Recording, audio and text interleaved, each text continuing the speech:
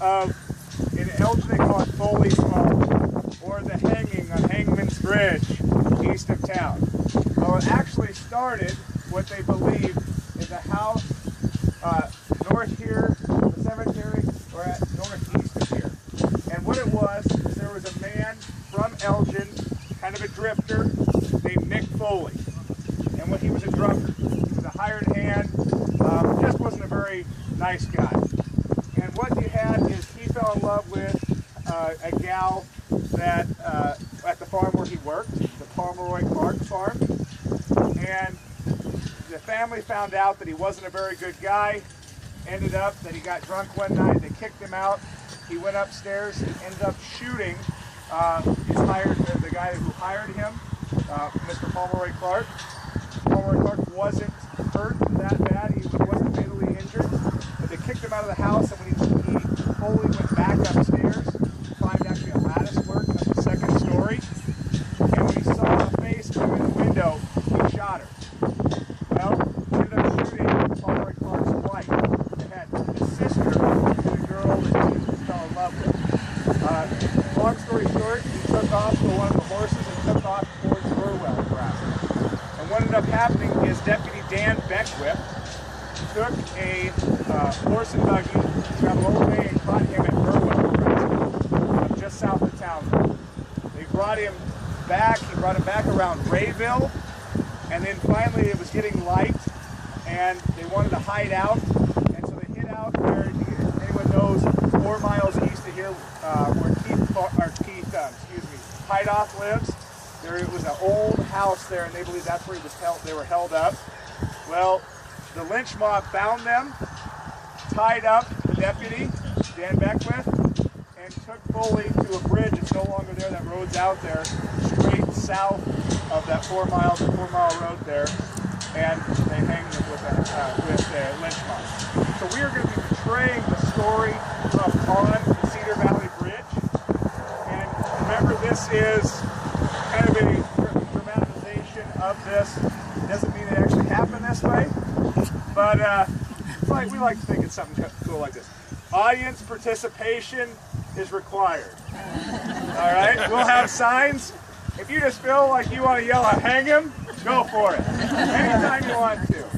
All right, or if you say, "No, he's innocent," be careful, you might get hanged too. All right, we all ready for this? All right, setting Cedar Valley Bridge. Here we go. Nick Foley, you are held and bound herewith for the murder of Mrs. Pomeroy Clark. Before you accept the fate you most surely deserve, do you have any last words on your defense? I have none. For those present who may not be aware of the events that have brought Almighty God's wrath upon you, please confess your actions on the past 3 days. I shot the wrong person. Boo! You are But Foley, you shot twice. Who was it your intention to kill? I'll take that knowledge to my end. Liar again! Hang him! Hang him! Crucify him! The first bullet hit me. It was shortly after midnight. I was up with my little one, and had it been any earlier, he would have been dead. That's horrible! How could you do such a thing? Foley was my hired man. He came right up to our bedroom. I told him to leave our Effie alone.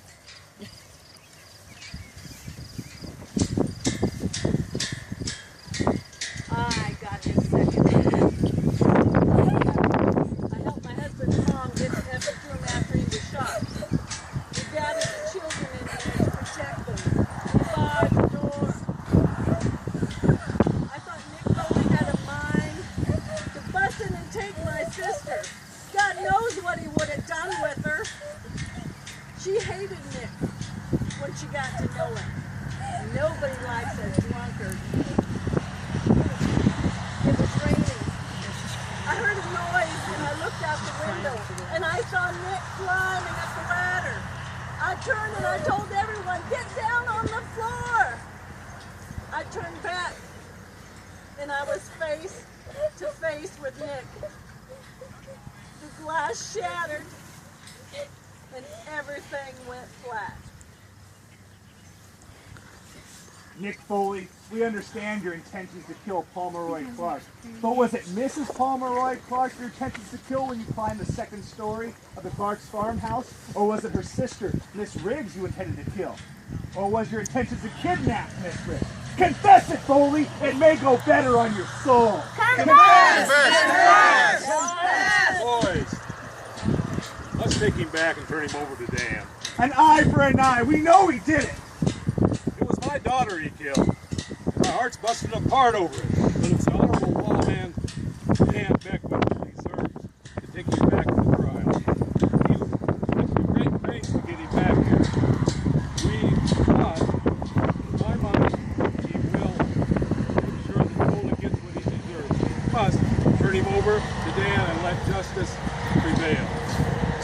We know he did it! He's guilty! Let justice be done now!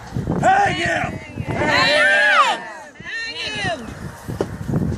Nick Foley, the people assembled here are your judge, your jury, and as we believe God wills, your executioners. If you have any last words, you must confess them. It was the bottle. It took my reason. The first shot at Palm made me bold. The screams didn't deter me.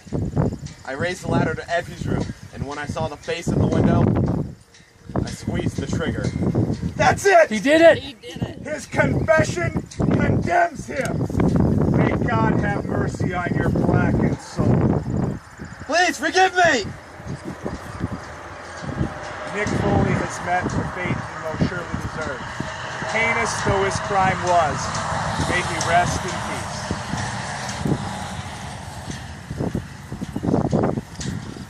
Summer flowers have bloomed upon thy grave. The hopes long cherished have been rudely crushed. Yet sacred memories, ever kind and true, bring thee in beauty from the dust. Thank you.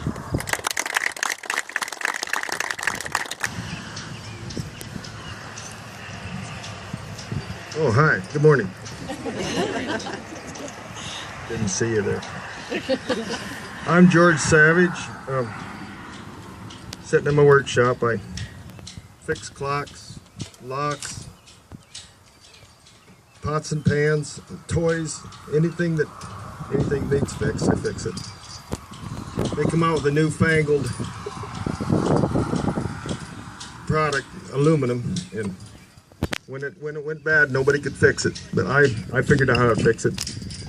I could weld it, and I won a free trip to Chicago just to show them how to do it. Show the boys in Chicago. That was great. My real love is music. Now I went to the Gates College in Neely and Wayne Conservatory College of Music.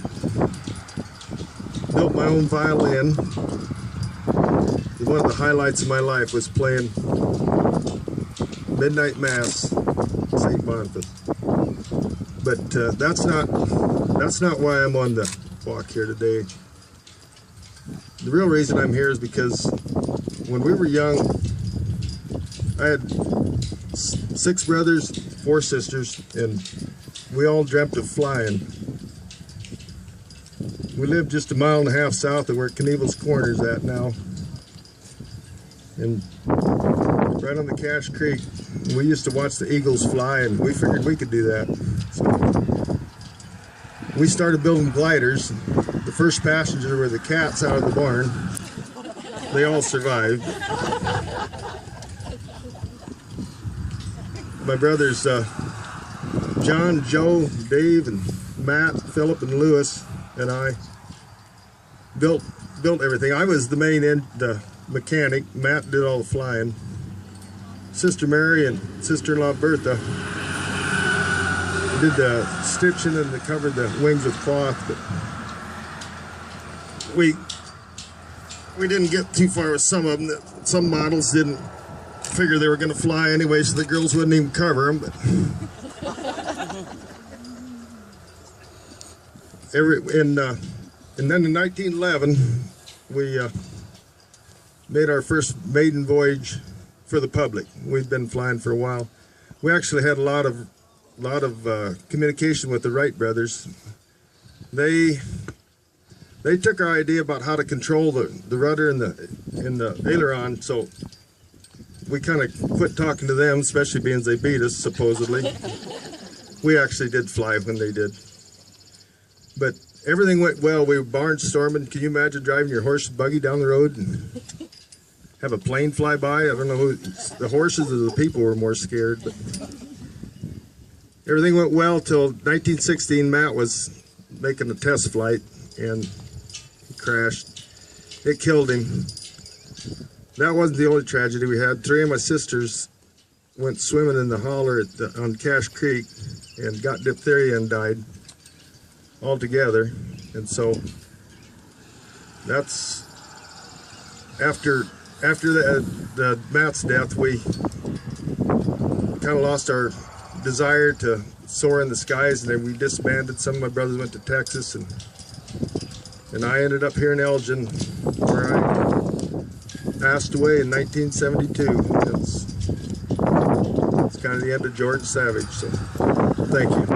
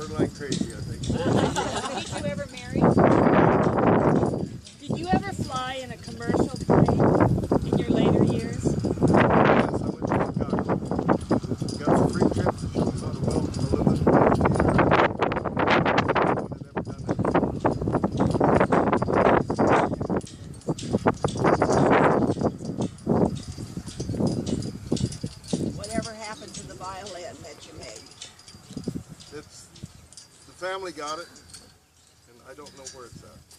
There is a museum somewhere, I guess. I just heard that this morning. Savage stuff.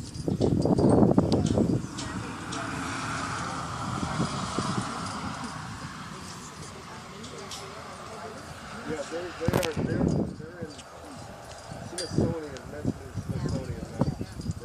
Not very long ago they did that. They got them there. So. Yeah, there was quite a bit of talk. A lot of the relatives think that they beat the Wright brothers, but they didn't get the publicity for it. They didn't make it public. They were doing their own thing.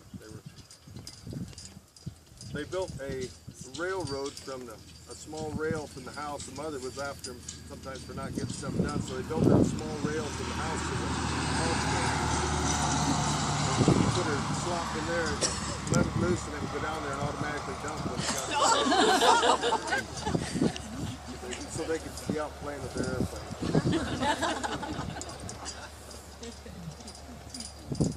There are books about the Savage brothers, aren't there? And I've got one. I didn't even get it all read. That's my wife.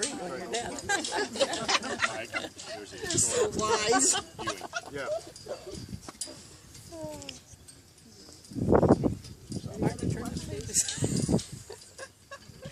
Okay, we are going to head to Monsignor Bill. Good morning.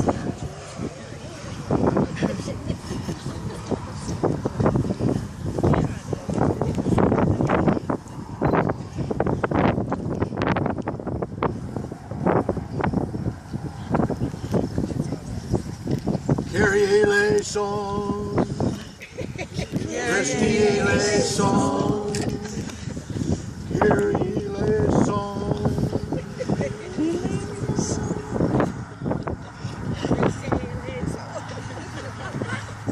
Sound like I'm speaking a foreign language? Language, Latin, spoken every Sunday at Mass in Elgin.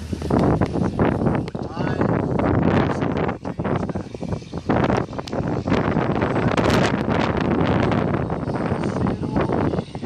Built.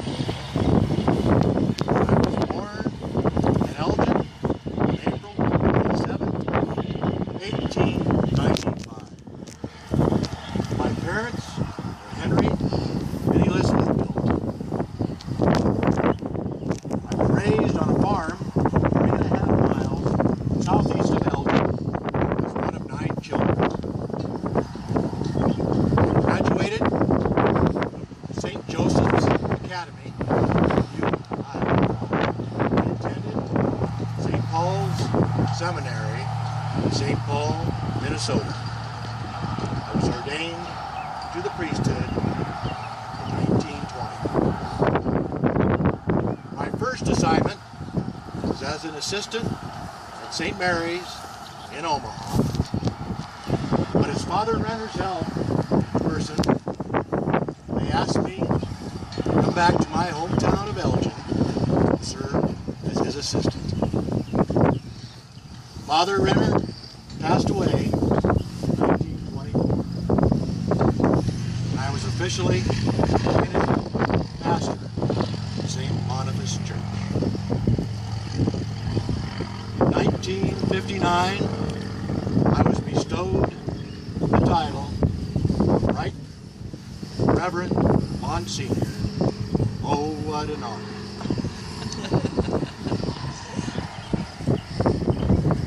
I received a welcome in Elgin because most of the settlers were German, and I could converse with them in German, and I could hear their confessions in German.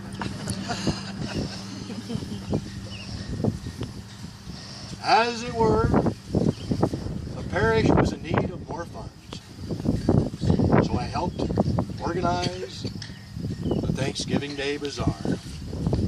First bazaar was held in 1925. The bazaar continued to grow through the years, and as I understand it, it's still being held today. Back in the late 1930s and early 40s, when the railroad went through Elgin, there were always hobos that rode the rail. And it seemed that they knew to stop at the rectory for a handout or a free meal. They never did go away hungry, as I could always find something for them. I always had a warm place in my heart. In 1947, I formed a building committee to determine the feasibility of erecting a new rectory, as we had far outgrown our little home and were in the need of office and library space.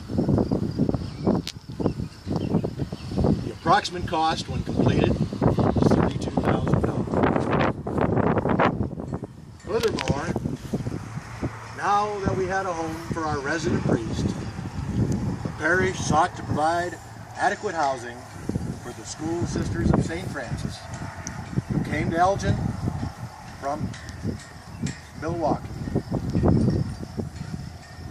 With the help of many parishioners donating labor to hold the cost down, the convent was completed in 1955 for the sum of $57,000.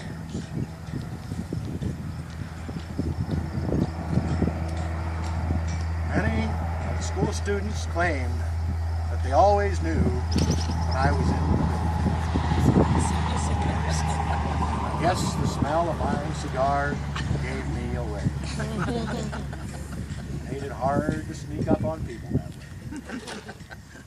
But on occasion, when I did, I found that those young rascals had nicknamed me Teddy.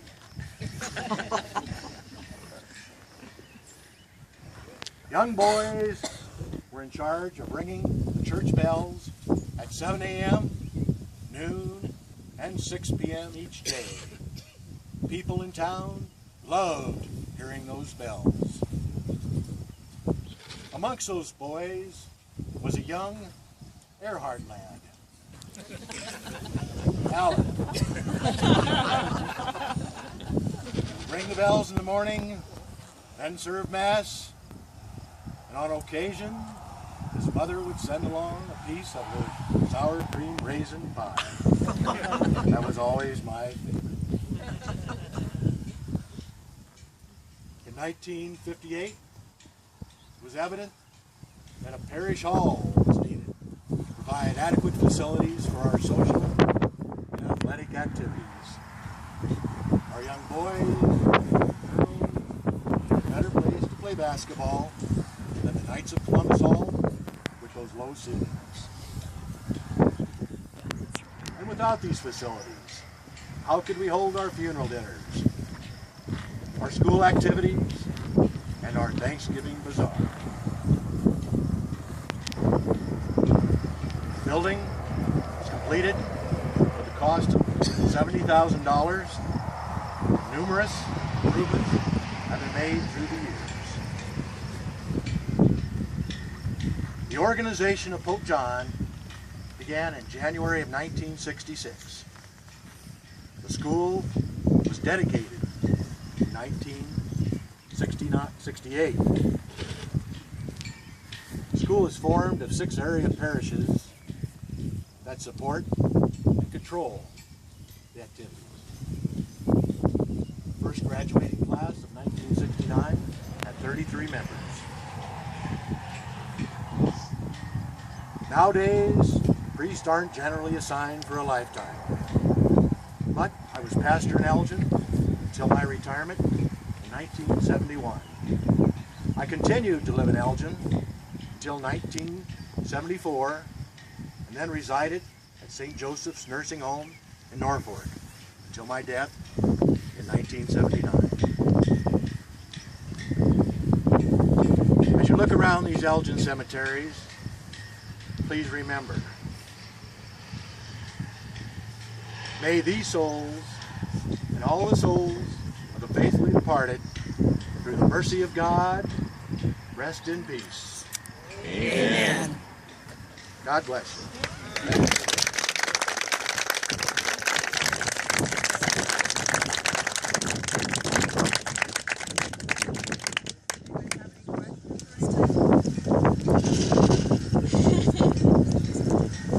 Fine, fine. Did you find it rather hard to have so many relatives in your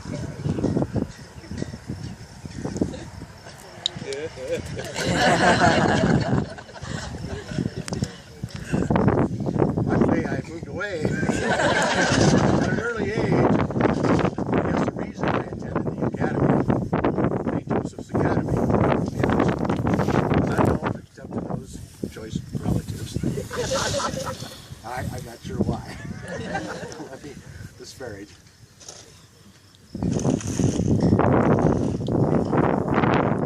Thank you very much for coming. Good morning. I'm Carlene Moser. Just wait a minute. I think we're all here. Okay. Good morning. I'm Carlene Moser, and this is Hank Schuess. I originally interviewed Danker Peterson when I worked at the Elgin Review in the early 80s, and Hank knew Danker personally. And I had prearranged my interview with Danker because he didn't have a telephone, and so one Sunday afternoon I drove out there, and as I was driving down his heavily treed lane into his yard, I had my doubts about why I was even there, and about that time I got to his building site and decided it was too late to turn around and go back, so the dogs met me. And I thought, well, do I get out of the car or do I not get out of the car? And I thought, well, if I don't get out of the car, you know, it's not going to start, and I didn't even know if he was there or not. But I got out and headed up there very fast and got to his back porch door, and thankfully he met me about the same time, and And he said that we would do the interview outside because inside his house was no place for a woman. So we will continue with that interview. Danker, where and when were you born? I was born in 1897 in Denmark.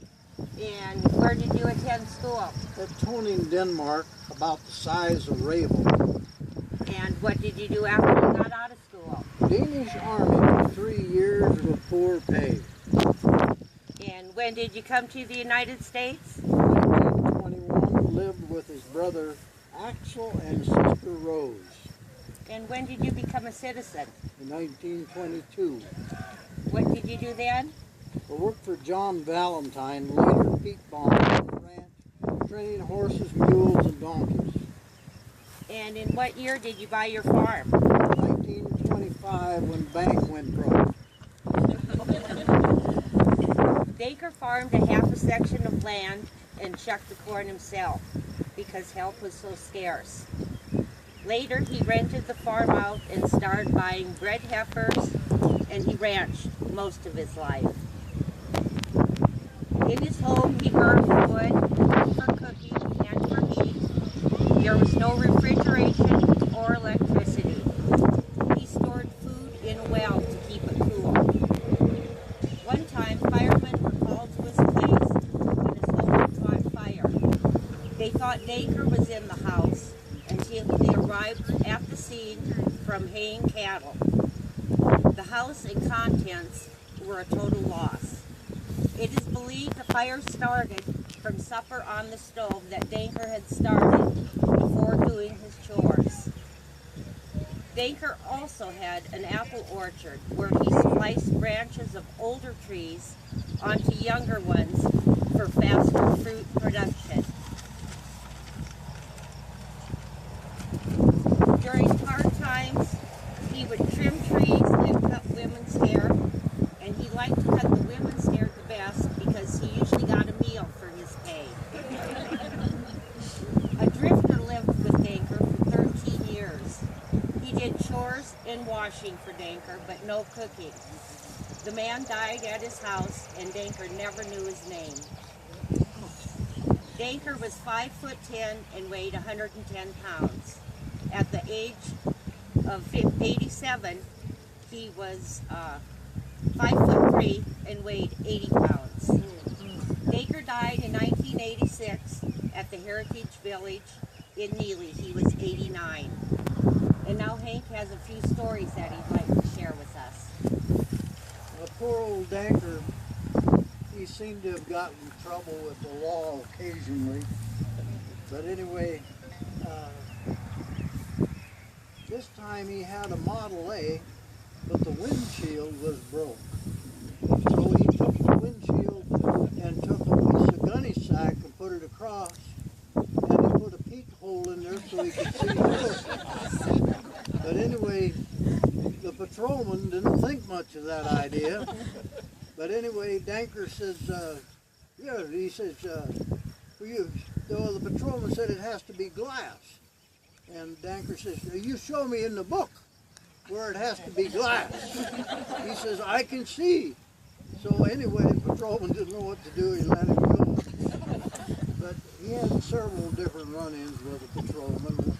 Once, earlier, he had a Model T. The Model T had 3 levers down on the floor. The first one was the clutch, and the second one was reverse, and the third one was high. But anyway, the patrolman found out that he didn't have any brakes to speak of. So Danker says, I show you, I have good brakes, you know. So he got the patrolman in the car, and he told the patrolman, he says, now, you tell me when you want to stop, you know. So anyway, they got to going, and the patrolman says, stop now. So Danker stepped on reverse. The patrolman hit the windshield and busted it over. But anyway, that was just one of the things that was there was some other times that Danker, he used to come into my place of business after Carl closed. He'd to have something fixed, and he'd always say, "Hey, you know, charge him plenty, you know, Carlson, he got the money." They were in cahoots anyway, so. But he always said the same thing.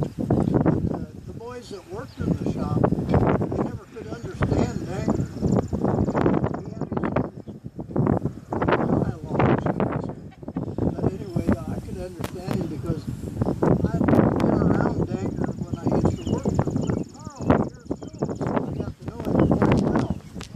But Danker, he had some different things, and there was a lot more stories, but some of them can't be told. It wouldn't be good. But that's the main ones. That's about it. Thank you for coming.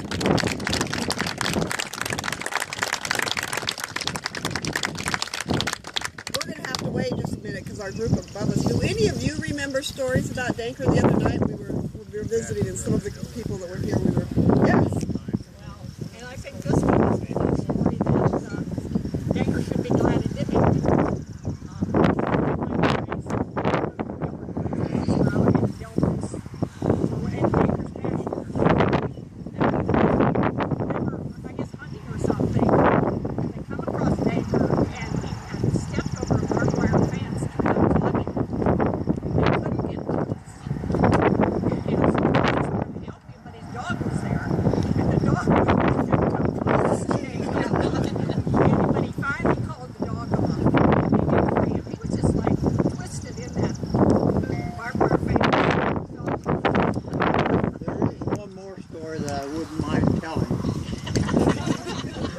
Later on,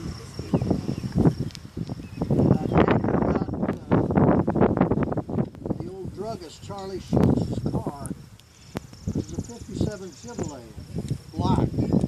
But Danker was beginning to lose some of his strength. He had an engine that he would start out to run the windmill for the pump jack, but he didn't have enough strength to pull the rope. So he'd get that small engine into the trunk of the car and he'd bring it into Bergie's station. And anyway, they'd start it for him and get it going. And then they'd want to shut it off and put it back in the trunk. And poor old Danker, no, leave it run, you know. And anyway, that engine was running in the back of the trunk. Danker got in the car, and Danker, he couldn't make the car go.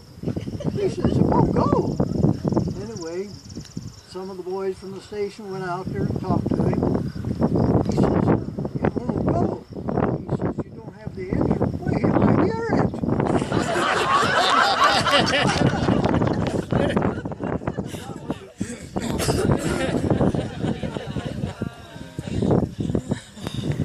I have a story. My husband was a good friend of Danker's. Anyway, he had his family of 6 boys and a girl. And one day here was this pretty dog that came to our house. And of course, you know how the little boys are. They fell in love with the dog. Leonard said, he belongs to somebody. He said, we'll have to run an ad in the paper first to see if somebody claims this dog. So we run an ad for 3 weeks in the Elgin Review, and nobody showed up to claim the dog. So Leonard said, okay. He said, you guys can keep it. So that was the best dog, the best watchdog you'd ever want. But anyway, one night Leonard was in town, and he stopped at Bert's bar to have himself a good drink. And Danker was sitting up at the bar, so Leonard went up and sat by him. And Leonard ordered his drink. They were sitting there for a little while. And Danker said to Leonard, he said, you the people that found a dog? And Leonard said, yes. He said, he's mine, but you can keep him. He said, your boys will give him a good home.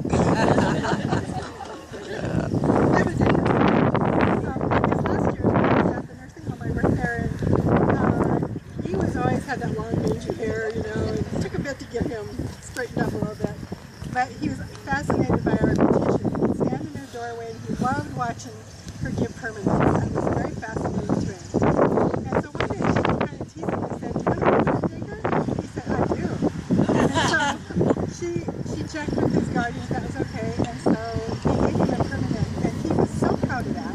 He just had a whole head full of curls. And he'd always wear a hat, but he'd always show you his curls every time. Yeah. And it was just so cute, and I was always so touched by somebody who lives so kind of hermitage life that he did, especially those last years when he didn't work as much. How warm and sweet he was with residents. It was nothing but him to put his arm around them and hug them, and if they were upset, to try to just be with them. He was just such a sweet but it always kind of fascinated me that he had that in him, you know, because he seemed kind of rough, you know, but he's a Carly was talking about burning the house down, but actually there's more to it. He burnt down 2 of them. He used to take a log, a long timber, put it through the window right into the stove, and well, sooner or later it was bound to happen. He burned it down. But his brother Axel lived across the road, and anyway, Danker got a new home in his brother's place after his brother passed away. But, oh, that was quite a deal. My dad was a good friend of Danker's. Talking about that, when he'd come in the spring and he'd be just coal black from the soot from the logs. And he'd wait until the ice went off the tank, and then he'd jump in the tank with his overalls, take a bath. And my dad said, "Danker, you want some soap?" And he said, "No." He said, he said that soap make the cow sick.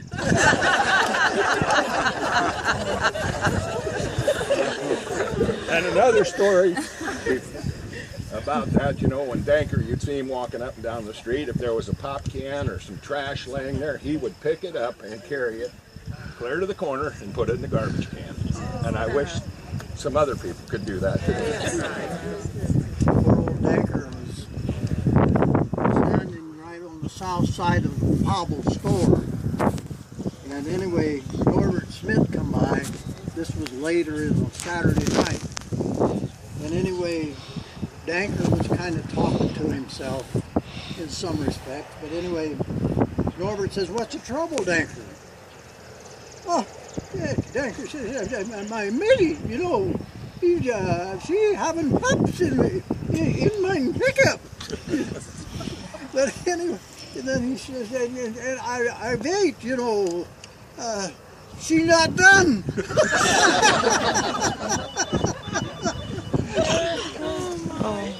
Marlene, you were talking about the apple. Yes, the apple orchard. We were the recipients of the best. Really? Yellow, delicious apples. Wow. They were just absolutely wonderful. Wow.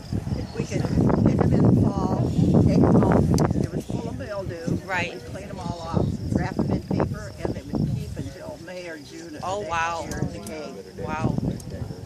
Danker was an educated man. He was. He taught in school, and he had 3 years of college, but he told me that 3 years of college in Denmark was possibly equivalent of about 5 years here. And anyway, he was a lot smarter man than what a lot of people would give him credit for. Just had different ways of doing things. For those of you who have never seen a picture of him, Roger Bodie back in the 80s photographed him with some really neat pictures, and they some of those portraits of him are on display in the old hotel in the Q125 store. So if you have a chance, you know, swing in there. Really neat pictures of him. I think there's a few other of his personal items, his glasses, and a couple other things. So if you get a chance this weekend, it'll be worth stopping. But we did have some characters in the Elgin area. He was just one of them. But now, about me,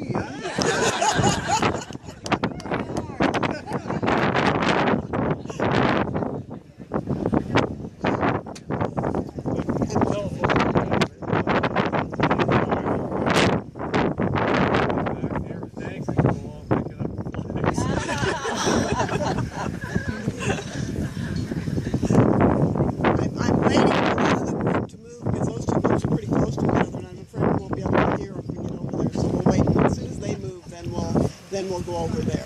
One more quick story about Danker. My grandma, I can remember her telling this story. Danker used to work for my grandpa, and back in the, I don't remember when it was exactly, but she told her the story when they went to one of the Herrenwald's weddings, and they had a chivalry, and there was, Danker was there, and there was a plate full of cigarettes. And apparently, my grandpa told all of his boys, which would be Dad and Roman and Lawrence and Bill, and none of them smoked until they were 21. He'd give them all a $100 bill. So they were at this chivalry, and there was 100 cigarettes there, and Danker was passing them around. And Grandma says, there ain't no sense in sending them to my boys, none of them smoke. Well, they'd all been to thrashings and corn pickings at Danker's, and he says, hey, he says, Mrs. Bum, I seen them all smoke.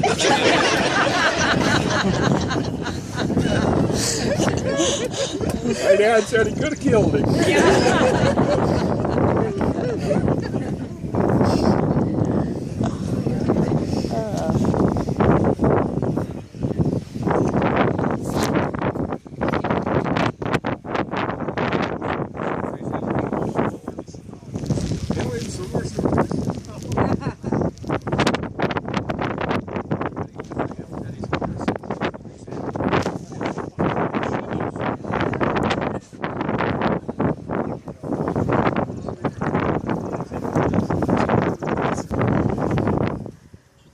Want to come on in, Drew? Come on in so everybody can hear. Well, thanks a lot. Beautiful boys. Nice kickoff to the celebration. Thanks for coming.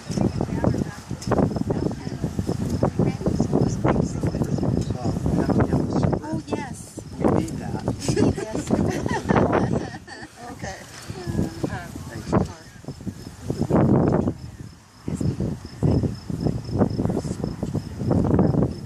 We're good. We're good. Thank you. Are they? Yeah. Nobody's complaining. Not right. They're laughing when they're My name is George Seymour. And I am Jessie Louise Butler Seymour. We're here this morning to tell you the story of our lives. Our early years were spent in Meriden, Connecticut. How a young man and woman from Connecticut would end up in Nebraska. In the fall of 1884, I attended Amherst College. There, my classmate, roommate, and best friend, Will Davidson, was from Neely, Nebraska. When his father came east for graduation, he offered me a job at a new bank they were building in Elgin. Well, having never been offered a job before, I gladly accepted, even without knowing about the pay. Jesse, you know what I always say. George, you always say, the road to success is always under construction. And I was the sole employee at the bank. I even made the first deposit at the Elgin State Bank, even though it was only 25 cents. I considered it seed for future growth. You know what I always say, Jesse. If you can't do a big thing, always do a little thing. A year later, my sister May came out to visit, and I truly welcomed her companionship and her housekeeping skills. Yes. We spent many a Saturday evening in Neely at the public dances. There, a tall young widower by the name of Madison B. Huffman, who had served as Antelope County Sheriff since 1883, stole May's eye. He also stole her heart, and they were married in 1891.